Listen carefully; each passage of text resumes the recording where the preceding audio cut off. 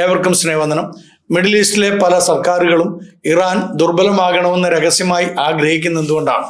Middle east രാഷ്ട്രീയത്തിലെ ശക്തി സമത്വം, സുരക്ഷ, മത്സരം എന്നിവയുടെ ഒരു വിശകലനമാണ് ഈ വീഡിയോയിലൂടെ ചെയ്യാൻ ആഗ്രഹിക്കുന്നത്.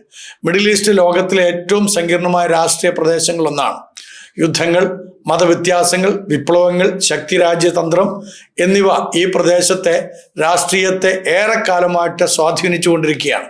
ഈ മേഖലയിലെ പ്രധാന ശക്തികളിൽ ഒന്നാണ് ഇറാൻ. 1979 ഇറാനിയൻ റവല്യൂഷൻ മുതൽ ഇറാൻ മിഡിൽ ഈസ്റ്റിൽ വലിയ രാഷ്ട്രീയവും സൈനികവുമായ സ്വാധീനം നേടാൻ ശ്രമിക്കുന്നു എന്നുള്ളത് നമുക്കറിയാം.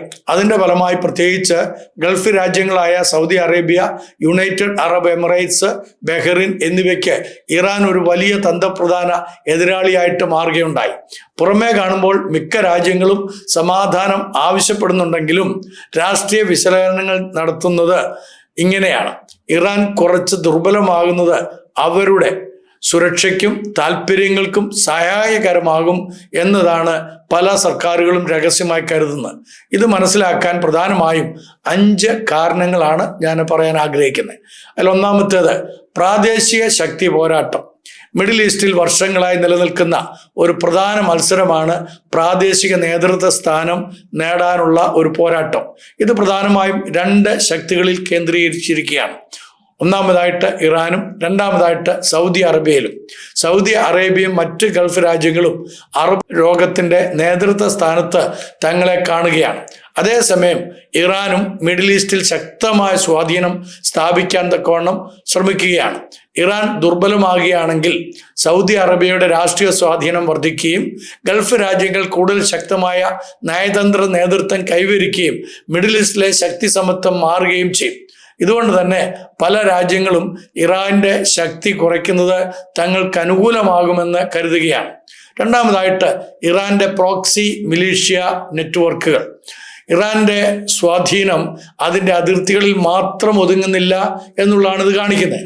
കഴിഞ്ഞ 2 പതിറ്റാണ്ടിനിടയിൽ ഇറാൻ മിഡിൽ ഈസ്റ്റിൽ നിരവധി പ്രോക്സി മിലീഷ്യകളുടെ നെറ്റ്വർക്ക് വികസിപ്പിച്ചു. അവയിൽ പ്രധാനപ്പെട്ടവ ഹിസ്ബുള്ള ലെബനനിലും, ഇറാഖിലെ ഷിയ മിലീഷ്യകൾ, അതുപോലെ യമനിലെ ഹൂത്തികൾ, സിറിയയിലെ വിവിധ മിലീഷ്യകൾ. ഈ ഗ്രൂപ്പുകൾ പലപ്പോഴും ഇറാന്റെ രാഷ്ട്രീയ സൈനിക തന്ത്രത്തിന്റെ ഭാഗമായിട്ടാണ് പ്രവർത്തിച്ചുകൊണ്ടിരിക്കുന്നത്. പല അറബ് സർക്കാരുകൾക്കും ഇത് വലിയ ആശങ്കയാണ്. കാരണം അവരുടെ ആഭ്യന്തര കാര്യങ്ങളിൽ ഇടപെടൽ ഉണ്ടാകുന്നു, മേഖലകളിൽ സംഘർഷങ്ങൾ വർദ്ധിക്കുന്നു, സർക്കാരുകളുടെ സ്ഥിരതയ്ക്ക് ഇത് ഭീഷണിയായിട്ട് മാറുകയും ചെയ്യുന്നു. അതിനാൽ ഇറാൻ ദുർബലമാകുകയാണെങ്കിൽ ഈ നെറ്റ്വർക്കുകളും ദുർബലമാകുമെന്ന് അവർ വളരെ കൃത്യമായിട്ട് മനസ്സിലാക്കുന്നു. മൂന്നാമതായിട്ട് ആണവായുധ ഭയം. ഇറാന്റെ ആണവ പരിപാടി പല വർഷങ്ങളായിട്ട് അന്താരാഷ്ട്ര രാഷ്ട്രീയത്തിലെ പ്രധാന വിഷയം തന്നെയാണ്. പല രാജ്യങ്ങൾക്കും ഭയമുള്ളത് ഇറാൻ ഒരു ദിവസം ആണവായുധങ്ങൾ വികസിപ്പിച്ചാൽ മിഡിൽ ഈസ്റ്റിലെ ശക്തി സമത്വം പൂർണ്ണമായും മാറുകയും മറ്റ് രാജ്യങ്ങളും ആണവായുധങ്ങൾ വികസിപ്പിക്കാൻ തുടങ്ങുകയും ചെയ്യും. ഇത് വലിയ ആണവ ആയുധ മത്സരത്തിന് കാരണമാകാം. അതിനാൽ പല രാജ്യങ്ങളും ഇറാന്റെ സൈനിക ശക്തി കുറയ്ക്കുന്നത് പ്രദേശത്തിന്റെ സുരക്ഷയ്ക്ക് സഹായകരമാകും എന്ന് കരുതുകയാണ്. നാലാമതായിട്ട് സാമ്പത്തികവും എണ്ണ രാഷ്ട്രീയവും. മിഡിൽ ഈസ്റ്റിലെ പല രാജ്യങ്ങളും എണ്ണയുടെയും ഗ്യാസിന്റെയും കയറ്റുമതിയിലാണ് ആശ്രയിച്ചിരിക്കുന്നതും അതിനെ ആശ്രയിച്ചാണ് അവരുടെ പുരോഗതി നിലനിൽക്കുന്നത്. ഇറാനും വലിയ എണ്ണ ഉൽപാദക രാജ്യമാണ്. പ്രദേശത്തെ ഏറ്റവും പ്രധാനപ്പെട്ട കടൽപാതകളിൽ ഒന്നാണ് സ്ട്രെയിറ്റ് ഓഫ് ഹോർമൂസ്. ലോകത്തിലെ വലിയൊരു ശതമാനം എണ്ണ കയറ്റുമതിയും ഈ കടൽപാതയിലൂടെയാണ് പോയിക്കൊണ്ടിരിക്കുന്നത്. സംഘർഷങ്ങൾ വർദ്ധിക്കുമ്പോൾ കപ്പൽ ഗതാഗതം തടസ്സപ്പെടാം, എണ്ണ വില തൽഫലമായിട്ട് ഉയരുകയും ചെയ്യും. അത് ആഗോള സാമ്പത്തിക പ്രതിസന്ധി ഉണ്ടാക്കും. അതിനാൽ ഇറാൻ കുറച്ച് ദുർബലമാകുന്നത് ഈ കടൽപാതകളുടെ സുരക്ഷയ്ക്ക് സഹായകരമാകുമെന്ന് പല ഗൾഫ് രാജ്യങ്ങളും കരുതുകയാണ്. അഞ്ചാമതായിട്ട് മതപരവും ആശയപരവുമായ മത്സരം. മിഡിൽ ഈസ്റ്റിലെ രാഷ്ട്രീയത്തിൽ മതപരമായ ഘടകങ്ങളും വലിയ പങ്ക് വഹിക്കുന്നു എന്നുള്ളത് നാം മറന്നുപോകരുത്. ഇറാൻ പ്രധാനമായും ഷിയ ഇസ്ലാം കേന്ദ്രമാണ്. എന്നാൽ പല അറബ് രാജ്യങ്ങളും സുന്നി ഇസ്ലാം അടിസ്ഥാനമായിട്ടുള്ള ഭരണ സംവിധാനങ്ങളാണ് നിലനിർത്തിയിരിക്കുന്നത്. അപ്പം ഈ മതവ്യത്യാസം ചിലപ്പോൾ രാഷ്ട്രീയ മത്സരമായിട്ടും മാറാറുണ്ട്. നമുക്കറിയാവുന്ന പോലെ കാമൽ വാർ, അത് റസൂൽ സല്ലല്ലാഹു അലൈഹി വസല്ലമയുടെ വഖാഫത്തായി കഴിഞ്ഞ ഉടനെ തന്നെ അലിയും ആയിഷയും തമ്മിൽ നടത്തപ്പെട്ടതായിട്ടുള്ള വലിയൊരു യുദ്ധമായിരുന്നു. ആ യുദ്ധത്തിൽ അലി പക്ഷക്കാരാണ് ഷിയാക്കളായിട്ട് മാറിയെന്നുള്ളത് നമുക്കറിയാം. ആ യുദ്ധത്തിൽ 90,000 ആളുകളാണ് കൊല്ലപ്പെട്ടത്. എന്നാലോചിച്ച് നോക്കിയേ. അപ്പോൾ ഇത് ആരംഭിച്ചത് ഈ ഒരു നൂറ്റാണ്ടിലല്ല, ഇസ്ലാമിൻ്റെ ആവിർഭാവം മുതൽ തന്നെ ഈ യുദ്ധം നടന്നുകൊണ്ടിരിക്കുകയാണ്. അപ്പോൾ 1979 വിപ്ലവത്തിന് ശേഷം ഇറാൻ തൻ്റെ വിപ്ലവ ആശയങ്ങൾ മിഡിൽ ഈസ്റ്റിലുടനീളം പ്രചരിപ്പിക്കാനായിട്ട് ശ്രമിച്ചു. പല അറബ് ഭരണകൂടങ്ങളും ഇതിനെ അവരുടെ ഭരണസ്ഥിരതയ്ക്ക് ഭീഷണിയായിട്ട് കണ്ടു. ആറാമതായിട്ട്, എന്നാൽ അവർ ഇറാൻ പൂർണ്ണമായി തകർന്നു പോകണമെന്ന് ആഗ്രഹിക്കുന്നുമില്ല. ഇവിടെ ഒരു പ്രധാന കാര്യം ശ്രദ്ധിക്കണം.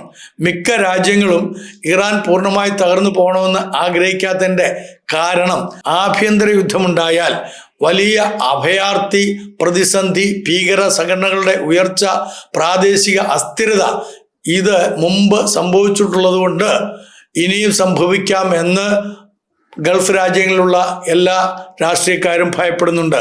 ഉദാഹരണമായിട്ട് ഇറാഖ്, സിറിയ, ലിബിയ, ഈ 3 രാജ്യങ്ങളിലും ആഭ്യന്തര കലാപമുണ്ടായപ്പോൾ അവിടെ നിന്നുള്ള ആളുകൾ വിവിധ സ്ഥലങ്ങളിലേക്ക് പലായനം ചെയ്തു. അത് കൂടുതലും യൂറോപ്യൻ രാജ്യങ്ങളിലേക്കാണ് അവരൊക്കെ ചേക്കേറിയതും. ഇപ്പോൾ അതിൻ്റെ ഫലമായിട്ട് യൂറോപ്യൻ രാജ്യങ്ങൾ ഒരുപാട് പീഡനങ്ങൾ അനുഭവിക്കുകയും ചെയ്യുന്നു എന്നുള്ളത് ഈ ഗൾഫ് രാജ്യങ്ങളിലുള്ള ആളുകൾക്കും അറിയാം. അതുകൊണ്ടാണ് അവരുടെ ലക്ഷ്യം ദുർബലമായിരുന്നാൽ മതി ഇറാൻ, അല്ലാതെ പൂർണ്ണമായി നശിക്കരുത് എന്നുള്ളത്. ഏഴാമതായിട്ട്, പൊതു നയതന്ത്രവും രഹസ്യ രാഷ്ട്രീയവും. പൊതുവേദികളിൽ മിക്ക മിഡിൽ ഈസ്റ്റ് സർക്കാരുകളും പറയുന്നത് സമാധാനം, സംഭാഷണത്തിലൂടെ നമുക്ക് സംഘർഷം കുറയ്ക്കാൻ കഴിയും എന്നൊക്കെയാണ്. എന്നാലും യഥാർത്ഥ രാഷ്ട്രീയ കണക്കുകൂട്ടലുകൾ കൂടുതൽ സങ്കീർണമായിട്ടുള്ളതാണ്. തുറന്ന് ഇറാനെതിരെ നിലപാടെടുക്കുന്നത് രാഷ്ട്രീയമായി അപകടമായിരിക്കാം എന്നുള്ളത് കൊണ്ടാണ് അവർ ഈ സംഭാഷണ സന്ധികൾക്കൊക്കെ പലപ്പോഴും ആക്കം കൂട്ടുന്നത്. അതുകൊണ്ട് അവർ പൊതുവായി സമാധാനം പറയുമ്പോഴും രഹസ്യമായി ശക്തി സമത്വം മാറുന്ന സാഹചര്യങ്ങൾ നിരീക്ഷിച്ചു കൊണ്ടിരിക്കുകയാണ്. അതുകൊണ്ട് തന്നെ മിഡിൽ ഈസ്റ്റിലെ രാഷ്ട്രീയ ശക്തി പോരാട്ടം, സുരക്ഷാ ഭയം, സാമ്പത്തിക താല്പര്യങ്ങൾ എന്നിവയുടെ സങ്കീർണമായ കൂട്ടായ്മയാണ് ഇപ്പോൾ നടമാടിക്കൊണ്ടിരിക്കുന്ന രാഷ്ട്രീയ അസ്ഥിരതകൾ. പല രാജ്യങ്ങൾ ഇറാൻ ദുർബലമാകണമെന്ന് ആഗ്രഹിക്കുന്നതിന് പ്രധാന കാരണങ്ങൾ പ്രാദേശിക നേതൃത്വ സ്ഥാനത്തിനുള്ള മത്സരം തന്നെയാണ്. ഇറാന്റെ പ്രോക്സി മിലീഷ്യകളുടെ സ്വാധീനം, ആണവായുധ ഭയം, സാമ്പത്തികവും എണ്ണ സുരക്ഷയും മതപരവും ആശയപരവുമായിട്ടുള്ള മത്സരവും ഒക്കെ ഇവർക്ക് ഉണ്ട്. എന്നാൽ ഇവർ ഇറാന്റെ പൂർണ്ണ തകർച്ച ആഗ്രഹിക്കുന്നില്ല. കാരണം അത് മുഴുവൻ മിഡിൽ ഈസ്റ്റ് പ്രദേശത്തെയും കൂടുതൽ അസ്ഥിരമാക്കുവാൻ ഇടയായിത്തീരും എന്നുള്ളതുകൊണ്ട്. അതുകൊണ്ട് തന്നെ അവരുടെ ലക്ഷ്യം സാധാരണയായി പ്രദേശത്ത് ശക്തി സമത്വം നിലനിർത്തുന്ന ഒരു രാഷ്ട്രീയ സാഹചര്യം ഉണ്ടാകണം എന്നുള്ളതാണ്. അതുകൊണ്ട് തന്നെയാണ് ഇപ്പോൾ അമേരിക്കയോടും ഇസ്രായേലിനോടും ചേർന്ന് ഈ ഗൾഫ് രാജ്യങ്ങൾ ഇറാനെതിരെ യുദ്ധത്തിന് സന്നാഹം കൂട്ടിയിരിക്കുന്നത്. അതുകൊണ്ട് ഈ കാര്യങ്ങളെക്കുറിച്ച് കേരളത്തിൽ വിശകലനം ചെയ്യുന്ന രാഷ്ട്രീയ നേതാക്കന്മാർ മനസ്സിലാക്കേണ്ടത്, നിങ്ങൾ ഇസ്രായേലിനെയും അമേരിക്കയും കുറ്റപ്പെടുത്തുമ്പോൾ ആ ഇസ്രായേലിനെയും അമേരിക്കയും ഇരുകരങ്ങളും നീട്ടി തങ്ങളുടെ സംരക്ഷണത്തിന് വേണ്ടി കാവൽ പടയാളികളായിട്ട് ഈ ഗൾഫ് രാജ്യങ്ങൾ അവർക്ക് വേണ്ടുന്ന എല്ലാ ഒത്താശകളും ചെയ്തു കൊടുക്കുന്നുണ്ട്. അതുകൊണ്ട് മിഡിൽ ഈസ്റ്റിൽ നടക്കുന്ന യുദ്ധത്തെ ആക്ഷേപിക്കുന്നതായിട്ടുള്ള രാഷ്ട്രീയ നേതാക്കന്മാർ മനസ്സിലാക്കണം ഒരു കാര്യം, നമ്മുടെ രാജ്യത്തു നിന്ന് അവിടെ പോയി പ്രവർത്തിക്കുന്ന ആളുകൾക്ക് സംരക്ഷണം നൽകുന്നത് ഇസ്രായേലും അമേരിക്കയുമാണ്. നന്ദി, നമസ്കാരം.